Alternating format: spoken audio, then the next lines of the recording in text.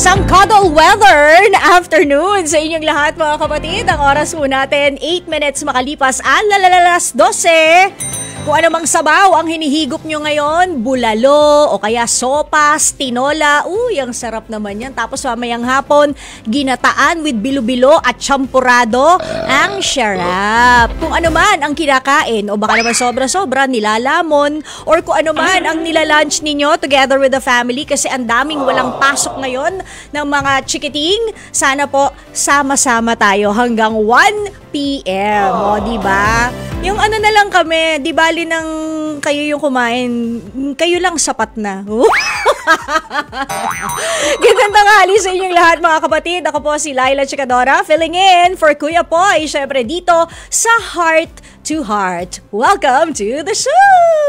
Yay! Okay, simulan na natin ito mga kapatid. Unahin na natin. Dapat sa umpisa pa lang ng programa, sasabihin na natin sa inyong lahat na meron kaming Pamigay Wednesday. O, di ba? Bongga lang. 250 pesos cash. O, di ba? Bonggang-bongga. At syempre, isang Sulit TV box ang ipamimigay natin ngayong Wednesday ng tanghali. So, simulan na po natin ang programa. Meron tayong love question of the day. Di ba, kunwari, hindi narinig o alam ni Tito Lourdes yung ating LQ o love question of the day na ano ang dapat gawin sa jowang laging tinotoyo? Ayan, ano ba ang dapat gawin sa jowang laging tinotoyo? Yung mga partners in life nyo ba, mga significant other, husband or wife, o kung ano man ang tawag nyo sa kanila, lagi bang may toyo? Sometimes it comes with age, hindi ba? Or minsan, ano na lang, wala, ganun talaga, ugali nila. So ano bang dapat ginagawa sa mga jowa na laging may toyo? Ako tutuyuin ko na lang. Hayaan mong matuyo. Ititino din yan. Pag wala na yung sapak niyan, tsaka topak, babait din yan. O kaya patulog ka na.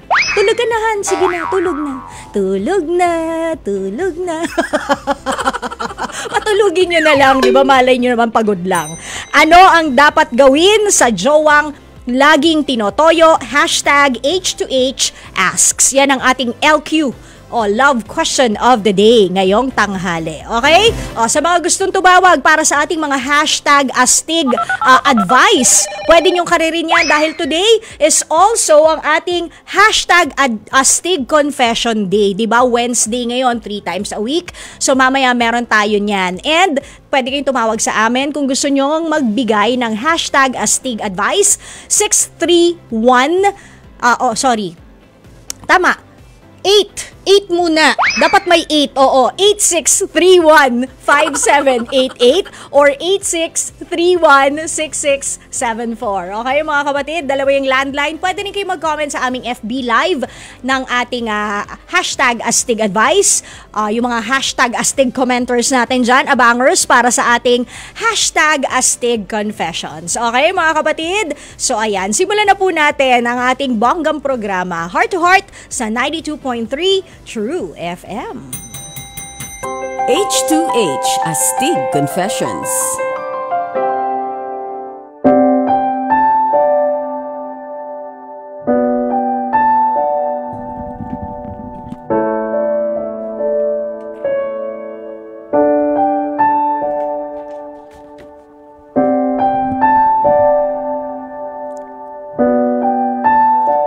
So mga kapatid, kagaya nga po ng dati, no? Meron tayong kakaibang kwento at istorya ng totoong buhay ang ating pag-uusapan at bibigyang linaw mula sa ating mga callers every Monday, Wednesday, and Friday. Ayan, dito mas lalo po nating bibigyan ng pagkakataon ng ating listeners at mga manonood sa Facebook at TikTok live broadcast na mag-share ng astig advice or astig comments sa ating tampok na istorya na may matinding pinagdadaanan. Yan, pagdating syempre sa baka away pamilya yan, misunderstanding ng mga magjojowa o kaya yun na, alam niyo na, yung mga walang tigil na pakikipag-link sa mga naman hindi dapat i-link sa mga third party, minsan fourth party, sa mga namamangka sa maraming ilog kahit wala naman siyang bangka. at sa mga poging-pogi at gandang-ganda sa kanilang mga sarili kaya hindi na kontento sa iisa lamang na partner. Grabe. So ayan ha, yan ang ating kakaririn sa ating hashtag Astig Confessions ngayong araw. Sa bawat Astig advice or Astig comments ay meron din po kayong chance na manalo ng 250 pesos cash prize every Monday, Wednesday, and Friday. Kaya mahal na mahal ko to Arena Plus na to sobra. Woo! Kayo na talaga, astig ka. Arena Plus, di ba? Astig to, men. Oo. So, simple lang po ha, ang ating mga mechanics sa mga gusto pong maging winners sa ating sa araw na to, no? Aside sa inyong astig advice or astig comment, ay kailangan rin na gumamit ng hashtag or yung number sign. Hashtag Astig Advice sa ating social media live broadcast. And syempre, pwede rin po kayong tumawag sa nasabi nating mga numero kanina. Ulitin na lang natin, 8631-6674 or 8631-5788 para sa inyong hashtag Astig Advice. Okay? Kaya naman umpisahan na po natin ang H2H Astig Confessions.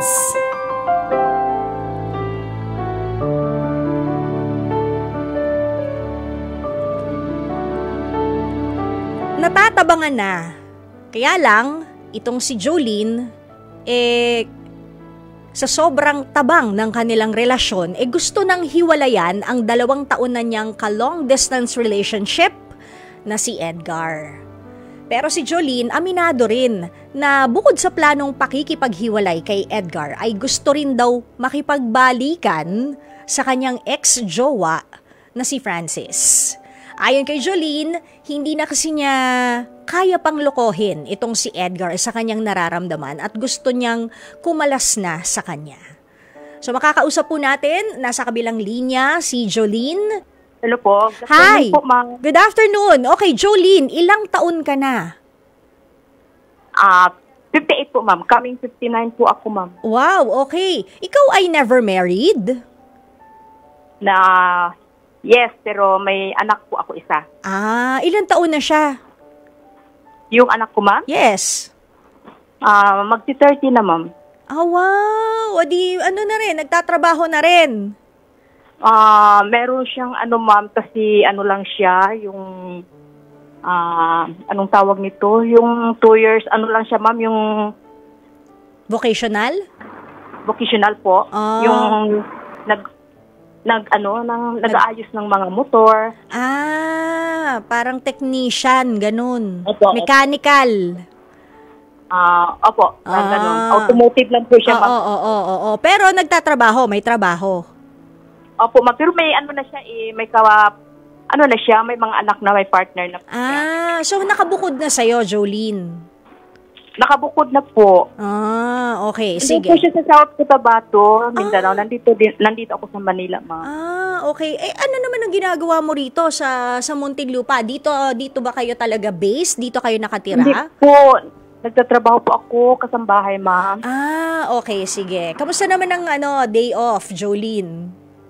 Okay lang po, ma'am. Kaya payagan ka naman. Naku, pag alabang Muntinlupa, mayayaman mga tao dyan Sa AA ka ba? Or sa ano? Are you from AA or A-Hills? ESP. Ha? ESP. Oh, sa Southville? Tama ba? Hill, Belly.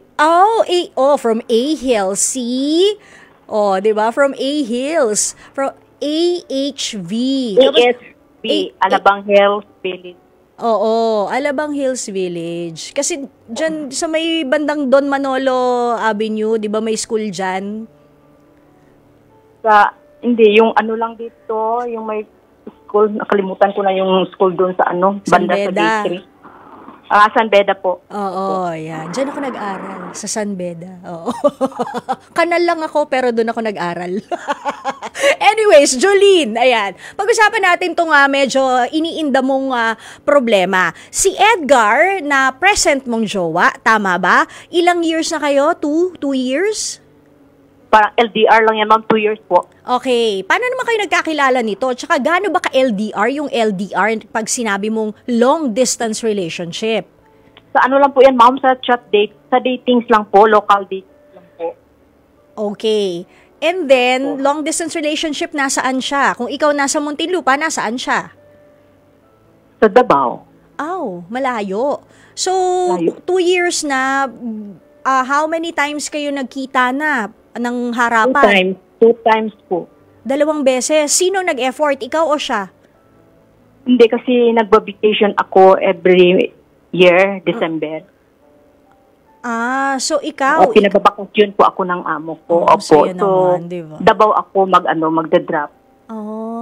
So ikaw pang gumagawa ng effort dito kay Edgar para magkita kayo? Never once na siya yung Hindi naman sa ganun. Sa ano lang, talagang nasanayan ko na Davao ako magda-drop kasi parang mura doon ang ticket Manila to Davao. Oo nga, pero ibig sabihin nga, sa loob ng 2 taon na relasyon nyo, hindi rin siya napadpad ng Maynila para sabihin, punta ako, dalawin kita. Wala po, kasi senior na po siya. Ilang taon na? 64 na, 64. Okay, sige. So ngayon, etong si Edgar, mahal mo ba? Parang sa ganun, ma'am, parang nawala na rin yung ano ko sa kanya. Ano? Parang nawala na ang feeling ko. Namatay ng lamig? Paano ang description nung nawala yung feelings mo? Yun pagising lang. Mo, wala na? Oo, nawala na talaga. Tapos, yung dati kong ex, yung father ng anak ko. Bali separated kami yan kasi meron din siyang babae. Ngayon, hiniwalayan din siya. So, may yung mga pinsan niya, nagsabi-sabi na ganito, gusto makipagbalikan. Pero hindi naman nagsasabi sa akin. Bali, lang. Yung Francis, si Francis. Opo, yun. Pero sa akin, wala naman sa akin, ma'am. Wala na sa akin. Parang nawala na rin sa akin kasi tapos na yun eh. Pero nagpaparamdam ba tong si Francis sa'yo? Wala naman. Kasi tuwing vacation ko sa South Cotabato, makikita ko naman magkatabi sila iisa lang sila ng bahay ng anak ko, magkatabi lang.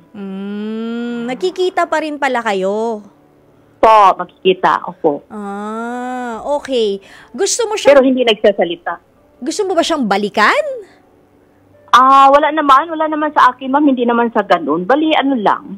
Alang-alang lang din sa anak ko at saka sa mga apo. Pero kasi malaki na yung anak mo sa kanya. Ano bang sabi ng anak mo? Gusto pa rin ba niya? Together kayong dalawa? Wala naman siyang sinabi sa akin. Basta ganun lang. Ang sa akin lang, yung makisama kung gusto, parang parang friend na lang kami, ma'am. Ganun. Pero magkasama sa isang bahay, ganun? Hindi. Iba yung bahay niya, iba din yung inaano ng anak ko. Pero magkatabi lang. Okay. Hindi, pero ibig ko nga sabihin, parang magiging kayo ba ulit? Ganun ba? Hindi ko lang masasabi, ma'am. Mahirap bang kasi magsalita ng ma'am. Tapos? Hindi ko lang masasabi po kasi wala na akong feeling doon sa yung itong present kong wala na akong feeling dito sa kanya. Edgar. Si Edgar Opo, LDR. Pero mahirap lang sabihin, yun lang ang ko. Mahirap sabihin kaya ang dapat kong gagawin na maisabi ko yan ng personal o mahirap din i-message, mahirap din, mabuti yung harap-harapan. Okay, yun question. 1 to 10, gaano mo kamahal si Edgar? Ay, wala na. Hindi na po. Nawala na talaga. Negative ba? Negative vibe, ganun? Opo. Okay. 1 to 10, sa tingin mo, gaano ka kamahal ni Edgar? Yun lang din ang di kumaano, ma'am, kasi siya, sige pa rin siya message sa akin. Sige pa rin siya na inayaan ko lang, ma'am. So, ginughost mo na tong si Edgar ngayon. Di mo na pinapansin masyado, dinededma mo na, busy ako, ganyan, ganun ang mga sagot mo. Opo, ganun ang lagi kong Nag-I love you pa ba? Siya, pero ako wala na. Aray, if the feeling is gone. Yung una, ma'am, maganda pa yung una, yung 1 taon. Pero wala na, pagka nakalipas na ng 2 taon, wala na. Ano sa tingin mo yung dahilan kung bakit nanlamig ka na? Bukod sa umuulan ngayon, ano sa tingin mo yung dahilan? Hindi, kasi yung attitude niya, ma'am, merong something. May topak din? May toyo din? Hindi. Ano? Yung parang siya mapikpikon. Opo. Oo, parang madalas ba kayong magalitin. madalas kayong nagtatampuhan? Wala naman, hindi naman. Yung doon ko lang na ano yung ugali niya, yung nagtatanong ako na bakit po saan ka nagpunta, sabi ko. Sabi niya, sinamahan niya daw yung anak niya kasi may anak siya sa pangalawa, babae. Sinamahan daw niya na nagpa-brace ng ipin. So, maghati daw sila ng ina ng yung anak niya. Sabi ko, may communication pa pala kayo ng nanay ng nagalit siya, doon ako na discourage. So, yun pala, meron din siyang dating, asawa ba niya to? As in, kasal? Pangalawa niya yun, ma'am. Wow. So, kung sakasakali, maging kayo, ikaw ang pangatlo. Opo. Ikaw na yung pangatlo. Okay, sige. Okay, mula sa mga nakalap nating impormasyon sa kwento mo, Jolene, nasa linya itong si Hana ng Pasay, 25 years old siya, at magbibigay siya ng #AstigAdvice sa'yo. Okay, ipasok natin siya. Okay? Sige. Hana, good afternoon. Hello, good afternoon po. Hi. Hana, anong #AstigAdvice mo para kay Jolene? Ako po, Mami Julie, ang magiging advice ko lang po sa inyo ay mas okay na po sigurong hiwalayan na lang po, ma'am, at huwag na lang pong mag-aksaya ng panahon. Kasi syempre po, yung ex nyo po, parang kung may feelings po kayo sa kanya, baka po mako-consider na po siya as cheating. Tsaka wala naman din na kayong nararamdaman. So, para sa akin po ay mas okay na po sigurong hiwalayan na lang po talaga. Para hindi na rin po maaksaya yung panahon and magkagulo pa lalo. Okay. Salamat, Hana. Thank you. Okay, baka may gusto kang batiin. Nandito ka na rin lang sa linya. Sino mga Hello gusto po mo sa i-shout mga out? katrabaho kong ine-enjoy po yung suspension. Yun lang. So, marami tao sa bahay nyo ngayon. Opo. Di bale, tulog-tulog. Masarap matulog ngayon, di ba? Sige. Thank you, Hana. Bye-bye. Ayan Ate Jolene, narinig mo. Opo, ma'am. Salamat po kay Hana sa advice. Kung siya talagang let go na. Kasi siguro alam mo kung ako yung tatanungin mo, siguro factor din yung long distance relationship na ang layo nyo, tas imagine mo 2 taon na kayo pero 2 beses lang kayong nagkita. Parang 'di ba kahit paano ang hirap din nung sitwasyon mo. Sorry pero na-curious lang ako, 'di ba twice kayo na nagkita? Opo. Nag-kiss kayo? Sa lang, yung Cheeks? unang first meet namin, ma'am. Pero wala talagang nangyari, ma'am. Sa totoo lang. Kahit yung second, walang intimacy? Wala po. Kaya, yung my best friend ako nagsasabi na, ano nangyari? Walang feeling sa isa't isa. Walang Kaya discouraged ako talaga, sabi ko rin. Baka talagang baka naman talagang yun na yung end ng relationship mo. Kasi 'di ba, kahit na magkalayo kayo, matagal kayo di nagkikita, 'di ba? All the more dapat may spark, 'di ba? May fireworks, 'di ba? Kahit na kiss lang 'yan sa cheeks, may kilig dapat pero nung naramdaman mo, wala, as in wala talaga. Sa first meet, ma'am, parang kilig, parang rin, pero, wala naman, ma'am, parang, wala talaga. Sa totoo lang. Hindi masyadong, napanindigan ng kilig, ganon. Wala, opo, ma'am. Sabi ko, ano ba ito klaseng tao? Sabi ko, iba ito, Sabi ko rin, sa isip ko lang. Okay, sige. Meron tayong isa pang H2H Astig caller para mabigyan ka, Ate Jolene, ng #AstigAdvice. Ipasok natin si Darwin ng Malabon. Darwin! Hi! Hello po, Ma'am Laila. Hi! Wow, talaga, woo! Talaga hyper tayo, Darwin. Tapos ka namang maglimas ng mga gamit nyo dyan sa Malabon. Kamusta ang baha? Ito, maulan po Yun nga Pero sa lugar nyo, nagbabaha ba? Yes po. Kamusta na ang baha? Hanggang saan ang baha sa inyo? Mga nasa, paa. O nasa mga bandang, tuhod na. Pinasok bahay nyo? Hindi naman po. Papasukin pa lang. Charot. Sorry. Wag! Ayaw natin nun. Okay, sige, Darwin. Ano ang iyong hashtag astig advice para kay Ate Jolene? Kasi medyo, ano ba talaga ang gagawin niya dito kay Edgar the LDR? Ma'am Jolie, may tanong po ako. Oh, Ano po Jolene. yun? Nasabi mo na ba to kay Edgar na ayaw mo na talaga sa kanya? Hindi pa po. Yun lang. Kasi kapag ito Ma'am Laila, kung tama ba ako Oh. Kasi kung sakaling makipagkita ka doon kay Francis na hindi ka nakipaghiwalay talaga, mababaliktad siya rito eh. Para mangyayari, ikaw yung nagloko sa kanya, parang nagloko ka sa kanya. Mhm. O kaya ginost ni Ate Jolene si Edgar. Tama po. Okay, Darwin, dahil ikaw ay lalaki at si Edgar, the LDR, ay lalaki rin.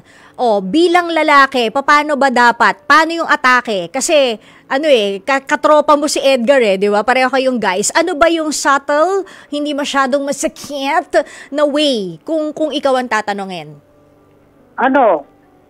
Kung ako dapat nag-e-effort din ako eh. Kung ako may jowa. Kasi, kung alam ko, hirap talaga ng LDR eh. Naranasan mo na ba yan? Nagka-LDR ka na rin? Nag-LDR? Hindi naman po. Pero, being in my own experience naman po. Kasi nagkaroon na din po ako ng short-term relationship din. Hindi naman, pero malapit lang sa amin, pero I know parang wala, dapat nag-e-effort din. Hindi yung babae lang ang Oo. Yun nga yung sinasabi ko di ba? Kahit paano, sana man lang, di ba? So, paano yung magandang paraan para masabi ni Ate Jolie na, Edgar, ayoko na. Ganon. Paano ba?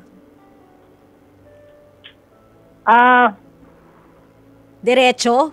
Ganon? Diretso po talaga. Paano? Kailangan talaga na gumawa ng paraan.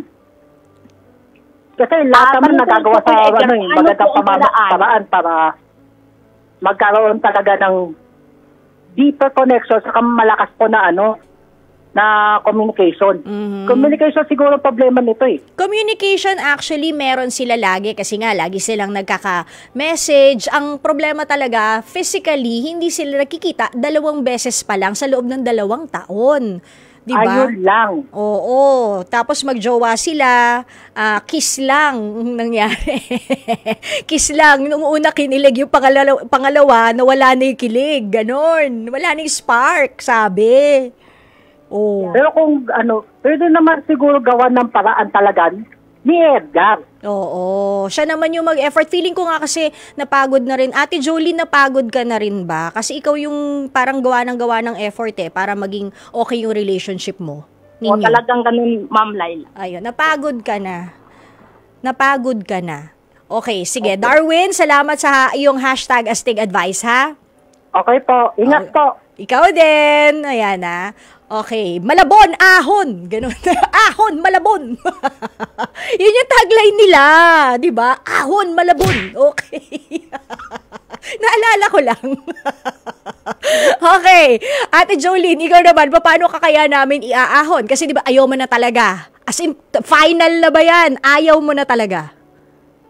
Ayaw na talaga po. Okay, ayaw mo na. Okay, sige. Okay. So, kung ayaw mo na talaga, siguro ang mas maganda, mag-video call na lang kayo. Alam ka naman magpunta ka pa ron para lang sabihin, di ba, na ayaw mo na.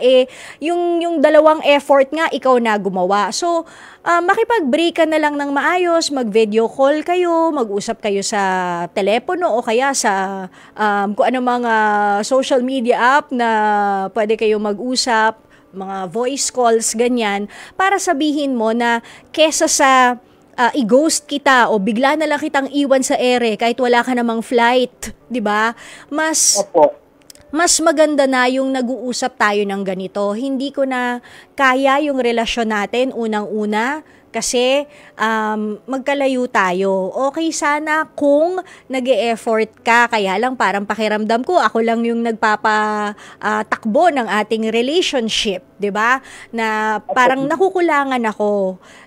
Kung ngayon tayo magsisimula ulit ng ganyan, parang para sa akin, huli na ang lahat. Kasi wala na talagang natitirang pag-ibig para sa puso ko, para sa'yo. So, mas maganda siguro kung honest na lang yung pag-uusap ninyo. And siguro naman maiintindihan niya kasi pareho naman na kayong mature na sobrang adults, hindi ba leading to senior citizen na nga. I'm sure maiintindihan naman niya yon na hindi mo siya minahal at all. It's just that yung distance lang talaga, yung mali, 'di ba? Siguro in younger term, siguro sa ibang multiverse baka maging kayo. Pero in this life, 'di ba? In this universe that we are in right now, hindi siya akma, 'di ba? Siguro kung taga doon ka mag-workout, pero yun lang talaga, sabihin mo, hindi na talaga, it's not working out anymore. O, teka, Ate Jolene, bago kita pawalan, meron pang isang magbibigay sa'yo ng H2H Astig advice.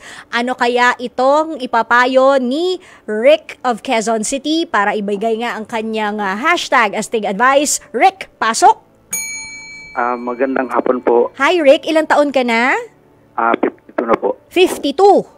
Opo. Okay, sakto. Halos magkasing edadan kayo, no, ni Ate Jolene. Ano yung maipapayo mo sa kanya?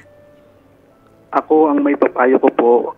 yung hashtag Astig advice. Ano yun? Opo.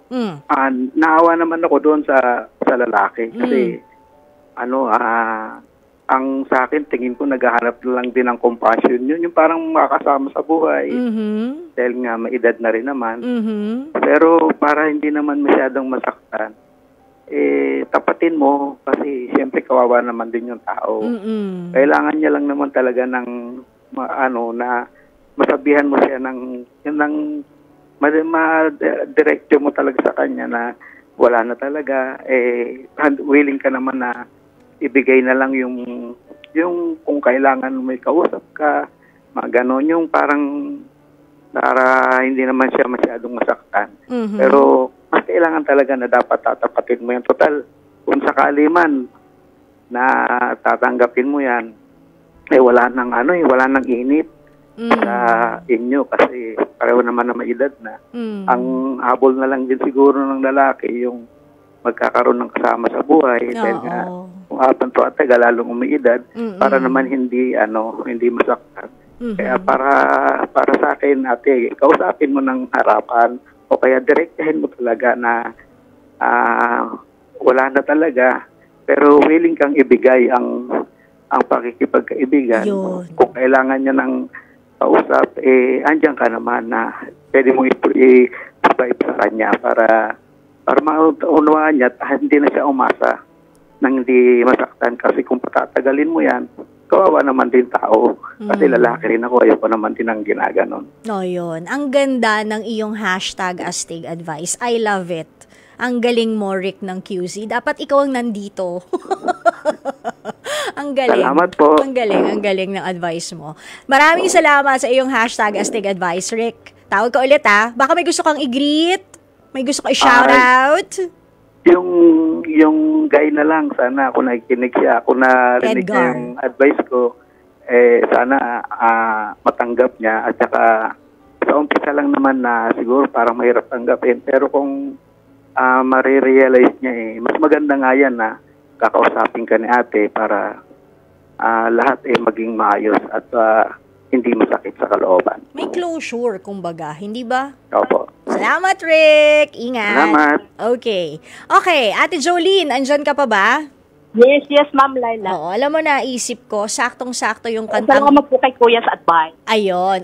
Kuya Rick, kung nakikinig ka, salamat daw sa advice. Alam mo, sakto sa'yo yung kantang I Don't Have the Heart ni James Ingram.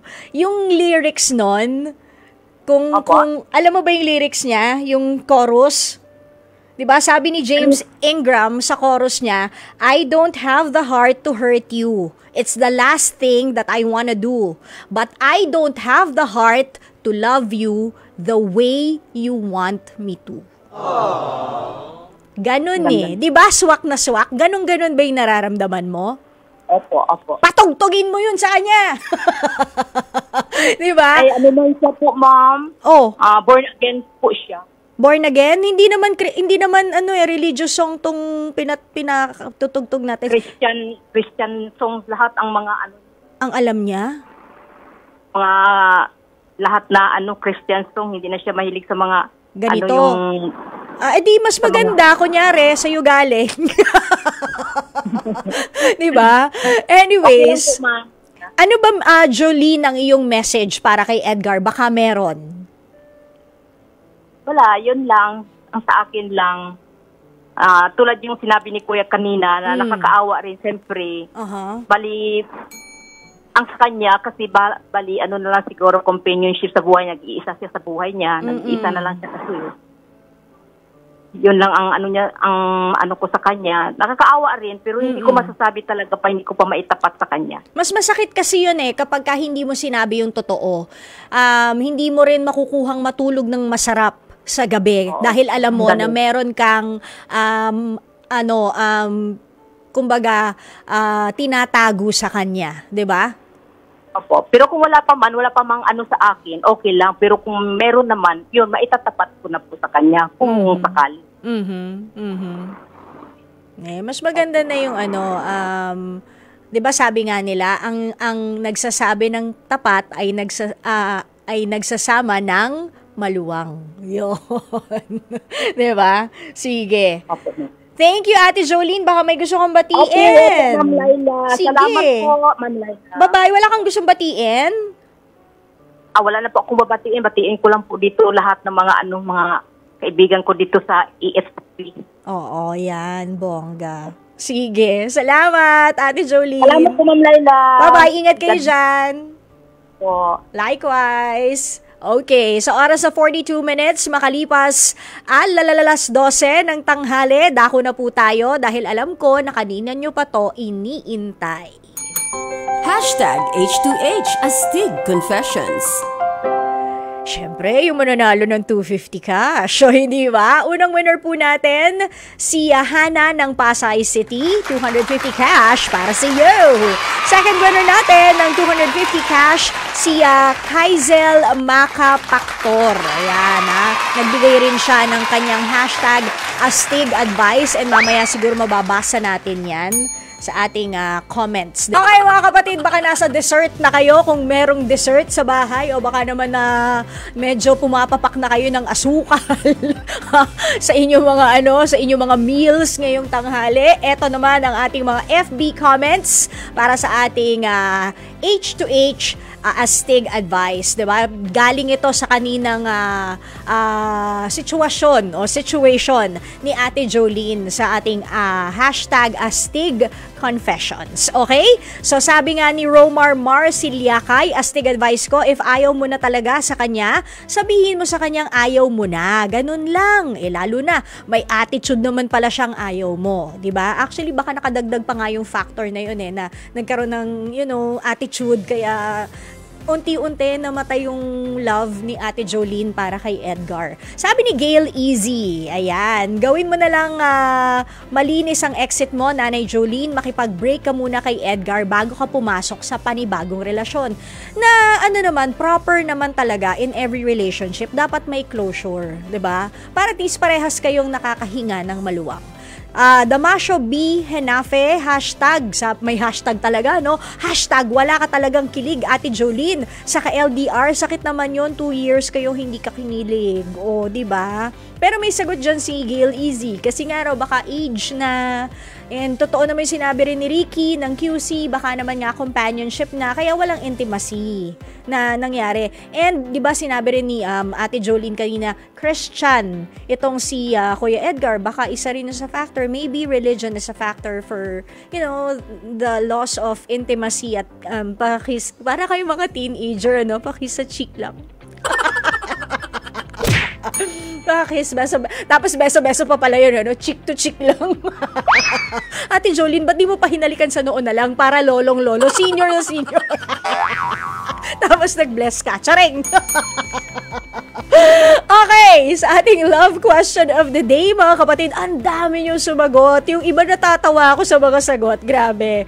Ano ba talaga dapat ang gawin kasi sa jowang laging tinotoyo? Yan ang ating hashtag H2H asks. Sabi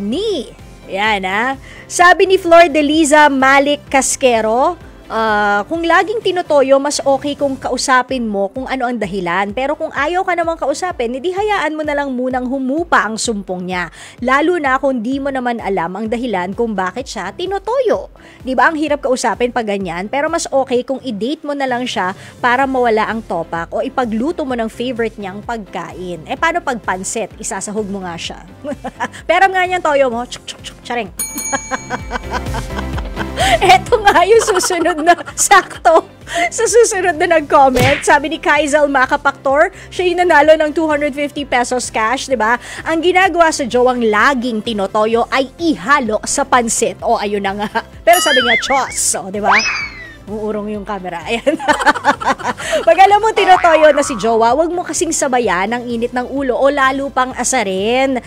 Bilang magjowa, dapat alam mo kung kailan siya tinotoyo at alamin mo rin kung ano ang cure sa kanyang topak. Ayun. Sa amin kasi, pag ganyang may tinotoyo na si hubby, tatahimik na lang ako muna. Tapos pagkalipas ng isang oras, tatanungin ko kung gusto niyang magkape. O pag okay na sa kanya ang kape, ibig sabihin, pwede ko na siyang kausapin. Kung mahal mo ang isang tao, mag-effort ka para kilalanin, tanggapin at unawain siya. Pero kapag matindi na ang toyo, ay nako, magluto ka na lang talaga ng pansit at ihalo mo yan jowa mo na may toyo. Panalo, kaya ka pala nanalo ng 250 cash bars. Pero totoo yun, di ba? Huwag niyo sasabayan yung topak. And lalo na sa mga mag-aasawa, 'di ba? You don't love them kapag happy lang kayo. You should also love them, sabi nga ni John Lloyd, at your worst. 'Di ba? At their worst, you should love them at their worst as well, 'di ba? Si Paul John Gutierrez Karuluan, sabi, ibigay ang nararapat. Bigyan mo raw ng pera para hindi tinotoyo. Wow, sana all. John Paul, sana all ikaw. Huwag may topak, nagbibigay ng pera. Tuwing kailan ka tinotopak, paki-reply. Puntahan ka namin sa bahay mo, ha? Si Heidi Tagta, iwasan palagi ang kinaseselosan niya and i-my day mo siya sa FB mo with caption na I love you palagi kahit tinotoyo ka. Ayun, sigurado mapapangiti mo siya. Naku, baka lalo mabwisit, hindi kaya sabihin, ay, toyoin pala yung jowa nito, diba? Oh, si Adonis Go, oh, talaga? Surname? At Adonis Go? Panotis naman po, hashtag TrueFM, para po sa akin, para sa tinoyo na syota. Tama po si Father ng Cebu nung sinabi niya na magpabugbog, magpasampal sa mga syota, tiising na lang natin dahil sa mundong ibabaw, pag-ibig pa din ang mangingibabaw. Ha? Tiniis ko lagi akong sinusuntok, tinatadyakan, minumura at iniitak. Ha? Grabe! Huy, pwede ka na magsumbong sa pulis nito, ha? Kaya ngayon, kahit putol na ang braso ko at pilay, putok din ang uso ko sa suntok niya, na-realize ng syota ko na mahal niya pala ako. Naawa na siya sa akin. Love hurts. Grabe, sobrang literal ka naman. Syota mo pa lang to, Adonis. Naku ha, ano na yan ha? May, crimes of passion na ba to? Grabe, sobra naman yun. Wag naman to that extent. Ang sakit nun ha. Si Shesha Elingdogan, minsan kailangan mo ding intindihin lalo na kung tinotoyo. Gusto niya ng lambing. Baka gusto niya nasa tabi ka niya. Pero minsan kailangan mo ring patulan. Para madala. Oo, kasi diba pag kunyari lagi siya may toyo, tapos tinoyo na naman, ikaw naman timpi ka lang ng timpi. Pagdating sa dulo, talagang puputo ka na. Alam mo, sumusobra ka na. Yan, may iba diba, parang gano'n na. Lagi ka na lang ganyan o, 'di ba? Para medyo daw masindak, 'di ba? Si Jaydeen Matundig, bilhan ng fries at burger. Wow.